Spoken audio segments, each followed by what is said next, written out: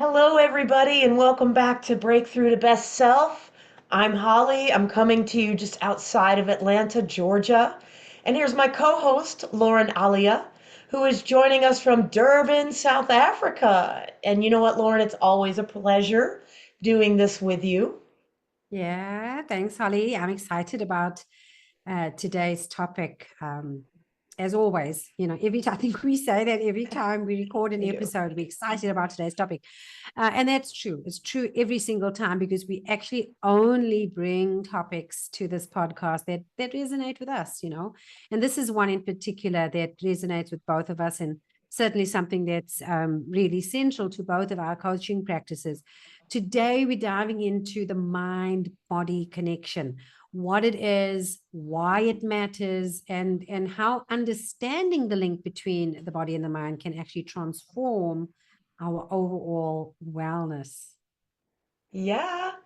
And you know what? This isn't just some trendy term that's just showing up somewhere. The mind-body connection is truly backed by science. And we're going to break it down in a way that's relatable, practical, and empowering. So let's start by exploring, what is the mind-body connection? What does that really mean? Okay. Yeah. So, for the purposes of this podcast, and probably if you went online, you'll find lots of wonderful information about the mind body connection. But I think just simply put, we're talking about how our thoughts, our emotions, our physical health, it's all intertwined, right? It's all connected. And so, no, it's not just an abstract idea. Like you were saying, the science shows that mental state like stress or joy can directly impact our physical health. So, what we're thinking, what we're feeling, what we're experiencing in the mind can absolutely have a direct impact on our physical health. And there's a field of study, a lovely fancy word, psychoneuroimmunology, but really it's the study of how thoughts, emotions, and stress levels directly affect our immune system. As always, we love to bring the science to these topics that we talk about. There was a 1991 study. I think the authors are Cohen and others. And in that study, it was found that people under prolonged stress were actually more significantly likely to catch a cold when they were exposed to the virus. So something as simple as, the common cold, and, it's called the common cold because it's so widespread. But here was a study that isolated and tested against prolonged stress while exposing to the virus. And, the outcomes of that study showing, not just more likely, but significantly more likely. So that's something that a lot of us can relate to, right? Isn't that fascinating that just our being under more severe stress for a prolonged period can make us more susceptible to something as like a virus? What do you think about that, Halls? I know. Mind blown, first of all, mind blown. And it makes sense. It does. And you know what's equally as fascinating is that this connection works both ways. Our physical state influences our mental state. For example, like when we're physically active, the brain releases endorphins, those feel good chemicals that reduce pain and improve our mood. And that's why even a simple walk can do wonders for mental clarity and stress relief. And I can raise my hand in this moment and say it certainly does for me. Yeah. I mean, exercise and movement, like you're saying, is a really great example how moving the body changes the state of the mind, right? And you know what? It's not even just exercise or stress, it goes beyond that. If we look at practices like, mindfulness or intentional breathing, these are practices that can create a significant shift to our nervous system. Yes. Mindfulness, gratitude, being present, breathing intentionally, we know that it activates the parasympathetic nervous system. So it can actually move us from being in that, stress fight flight mode where we've got high cortisol levels And it brings us into a state of calm, or this balanced state. And in fact, we did a breathwork episode. I think it's our very last episode, episode 14. If you missed that video, please do go back and watch episode 14 on breathwork. And we talk about that, and we share some of the science on how simple breathing or breathwork exercises can have this direct impact on our emotional state, right? Okay, Hal. So let's talk about why this connection matters at all, particularly when we think about the context of health and wellness, or holistic wellness, which is a key area that you and I focus on. Why does this mind-body connection matter? Absolutely. Let's take a deeper look at this. So, you know what, when we understand and nurture this mind-body connection, we open the door to profound changes in our overall well-being. So if you talk about chronic stress, when we're stressed, our body releases cortisol. And when our body does this, it can lead to inflammation, it can lead to weight gain, and even heart issues over time. But when we address the stress through mental techniques like visualization, or one of my favorites, sound meditation, we can reduce these risks. Lauren, and I was just thinking about this, how much this reminds me of how you utilize the NLP with your clients to help with this. And can you, just share a little bit about what that's like? Yeah, of course. So NLP, neuro-linguistic programming. When we're doing NLP, we're focusing on literally rewiring the brain, right? We're rewiring negative thought patterns. The programming part of neurolinguistic programming really talks about patterns. It's patterns. That's what we're working with.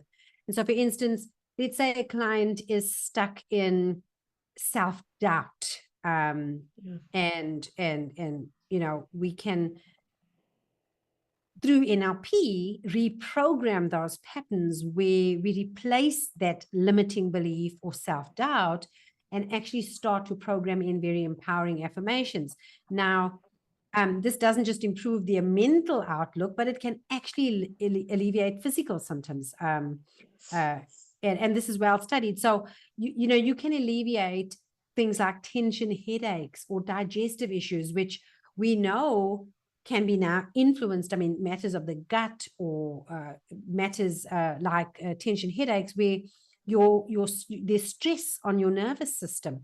So anytime you can shift mental thought Yes. patterns from being negative and stressful into positive thought patterns, which are affirming and calming, you can actually shift what's going on in the body. And there's research to back this up. There's a study in psychosomatic medicine that found that cultivating optimism positively impacts heart health. So this direct link between what we call being a positive person, being a hopeful person, being an optimistic person. So seeing the opportunities, or seeing the benefits that are going on in your life, seeing the wins.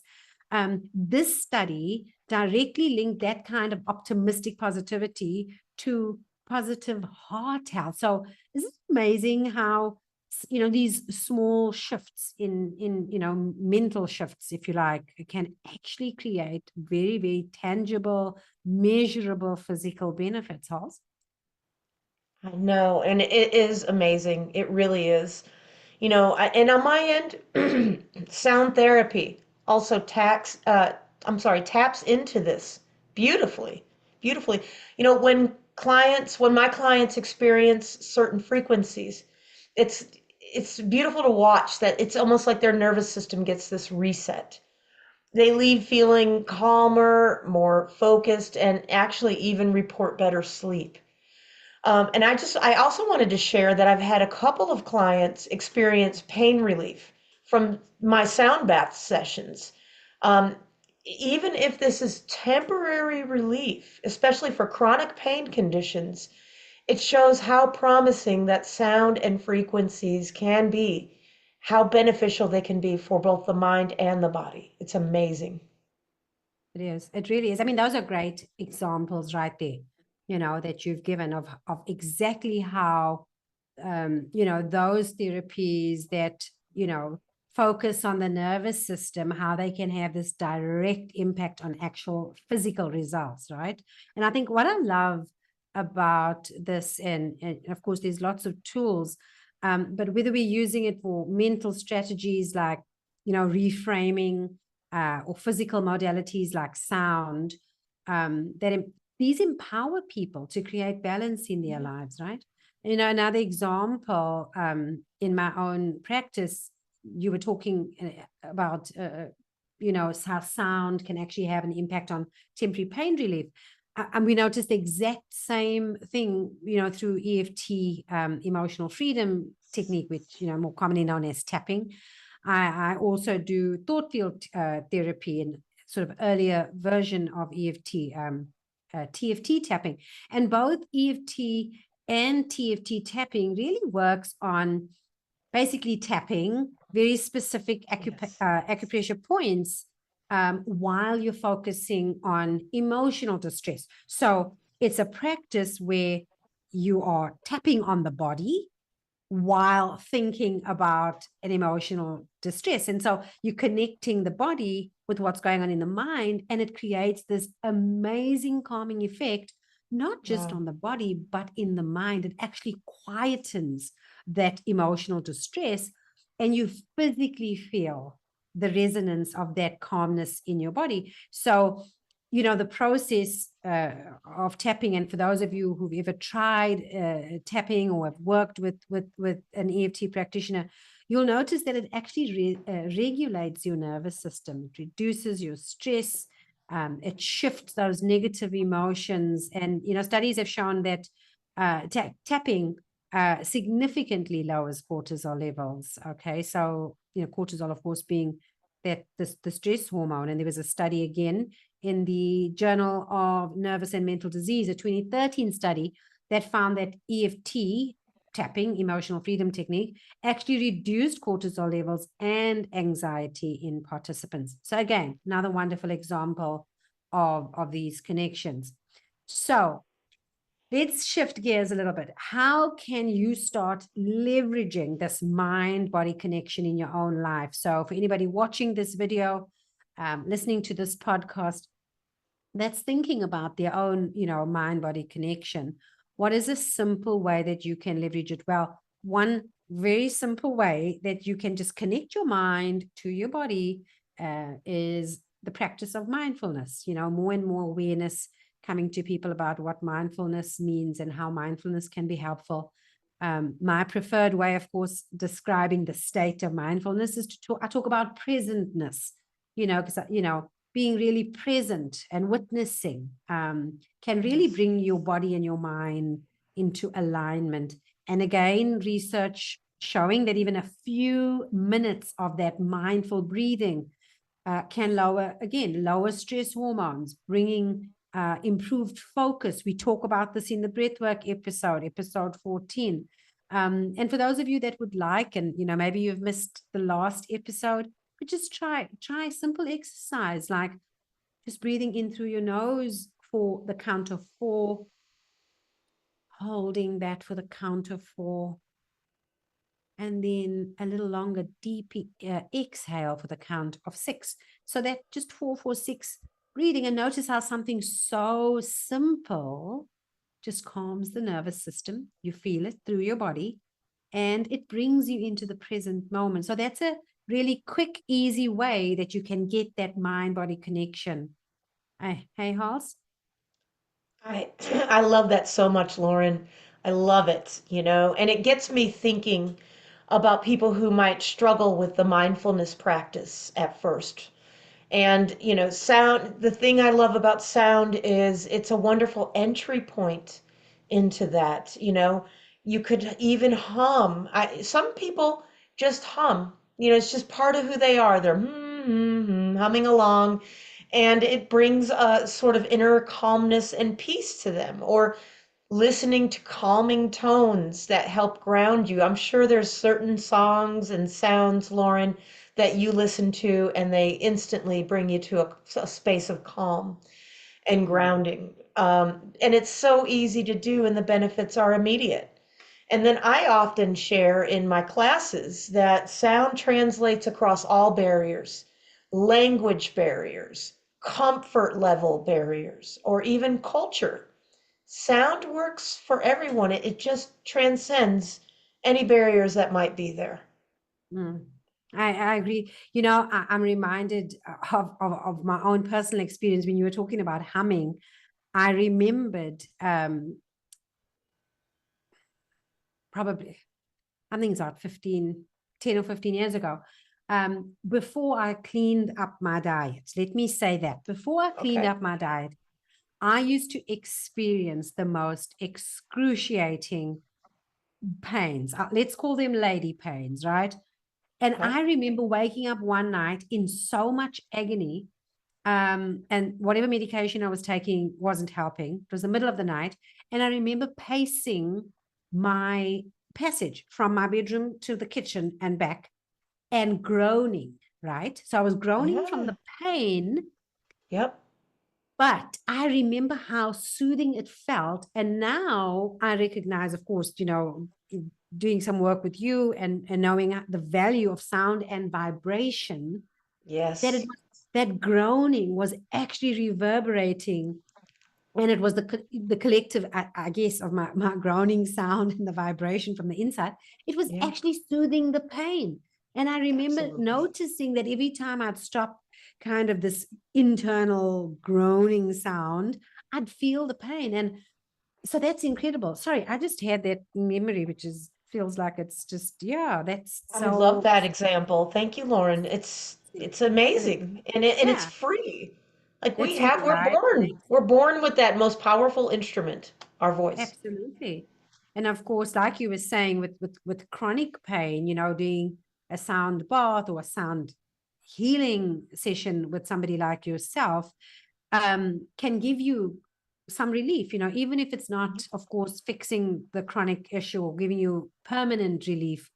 But for somebody that's experiencing chronic pain on a daily basis, 45 minutes of pain relief, an hour of pain relief is an absolute gift, right?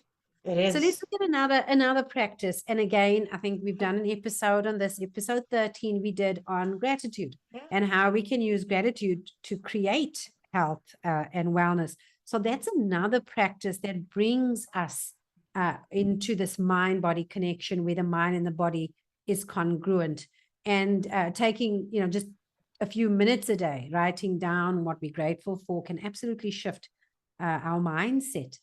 And if anybody who hasn't watched that particular video, we quoted some research, a 2015 study that found that gratitude journaling was directly linked to lowering levels of depression and creating greater happiness. So these are simple tools, as you said, we've got them with us, ways that we can enter this space of creating this balance between mind and body, right, Halls? So much so, Lauren. Thank you. I'm going to mention something else. This one might be a little more obvious, but worthy of a mention in this, and that's movement. It could be yoga, it could be tai chi, it could be going for a walk, but moving our body connects us to the present moment, first of all, and it also helps release any sort of physical or mental or emotional tension. And it's one of those things that's available to us. We can do it. If there's limited mobility, there's chair yoga, there's lots of ways that we can move our body even if there's limitations, and there's huge benefits to that. Yeah. Endorphins, releasing endorphins, the body's natural painkiller, right? Yeah. So that's a great way of looking at it as well. And then again, like you said, moving, it shifts that emotional tension. And I know for myself, I can sometimes feel, maybe some big negative emotions in my body. But if I head off to the gym, Yeah. do a workout, Yeah, it has it kind of you notice that you feel that shift in your emotions just from moving. So that's a good one, Halls. So look, what's the big takeaway? The big takeaway from today's episode is that the mind and the body are deeply connected, and when you nurture one, you naturally nurture the other. And small practices like breathing exercises, of sound meditation, gratitude journaling, some of those that we've mentioned, can really create such a powerful ripple effect on our overall well-being. Okay. Exactly. Exactly. You know, wellness isn't just about what we eat, how much we exercise. It's actually about creating harmony between your thoughts, your emotions, and your physical body. We can start small and stay consistent and trust that each and every positive step we take adds up. Yeah. So it's been so awesome.